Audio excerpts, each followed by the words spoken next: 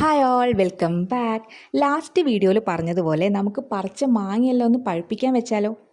ഈ മാങ്ങ പഴുപ്പിക്കുന്നതിന് 2-3 മെത്തേഡ് ഞാൻ കണ്ടിട്ടുണ്ട്. അതിൽ ഏറ്റവും സിമ്പിളായിട്ടുള്ള രീതി തന്നെ പറഞ്ഞുതരാം. അത് വേറെ ഒന്നുമല്ല, തറയിൽ കുറച്ച് പേപ്പർ അങ്ങ് നിരത്തി വെക്കുക.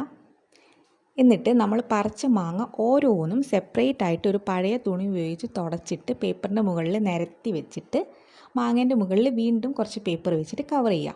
ഇത്രയേ ഉള്ളൂ. 4-5 ദിവസം കഴിഞ്ഞ് നോക്കിയാൽ നമ്മൾ വെച്ചിട്ടുള്ള മാങ്ങയെല്ലാം പഴുത്തിട്ടുണ്ടാവും.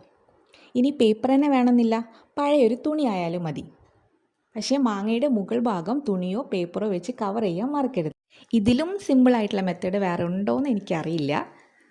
നമ്മൾ ശ്രദ്ധിക്കേണ്ടത് ഇത്രയേ ഉള്ളൂ. മാങ്ങേൻ്റെ മുകളിലുള്ള ആ കൊമ്പിൻ്റെ ഭാഗം അങ്ങ് ഒടിച്ച് കളയുക. എന്നിട്ട് ആ ചൊനയും കറയൊക്കെ ഒരു തുണി ഉപയോഗിച്ച് നല്ല വൃത്തിയായിട്ട് തുടച്ചിട്ട് വേണം പഴുപ്പിക്കാൻ വെക്കാൻ വേണ്ടിയിട്ട്. ഇല്ലെങ്കിൽ മാങ്ങ പെട്ടെന്ന് കേടുവരുമോ പുഴു വയ്ക്കുകയോ ചെയ്യും. കഴിഞ്ഞ ആഴ്ച ഞാൻ കുറച്ച് മാങ്ങ പഴുപ്പിക്കാൻ വെച്ചിട്ടുണ്ടായിരുന്നു. അത് പഴുത്തോ നമുക്ക് നോക്കിയാലോ. ഇതേ കണ്ടില്ലേ, മാങ്ങ എല്ലാം പഴുത്തിട്ടുണ്ട്. വെക്കുന്ന സമയത്ത് നല്ല പച്ച കളറായിരുന്നു. ഇപ്പം മഞ്ഞയും പച്ചയും ചേർന്ന കളറിലേക്ക് മാറിയിട്ടുണ്ട് പുറമേ ഭാഗം. ഉള്ളിൽ നല്ലോണം പഴുത്തിട്ടുണ്ടാകും, ഞെങ്ങുന്നുണ്ട്. ഞാൻ എന്തായാലും ഇതൊക്കെ ഒന്ന് മുറിച്ച് കഴിക്കട്ടെ. അപ്പോൾ വീഡിയോ എല്ലാവർക്കും ഇഷ്ടമായെന്ന് കരുതുന്നു. ഇഷ്ടമെങ്കിൽ ലൈക്ക് ചെയ്യുക, നിങ്ങളുടെ കമൻസൊക്കെ എഴുതി അറിയിക്കുക. Thank you for watching and stay tuned.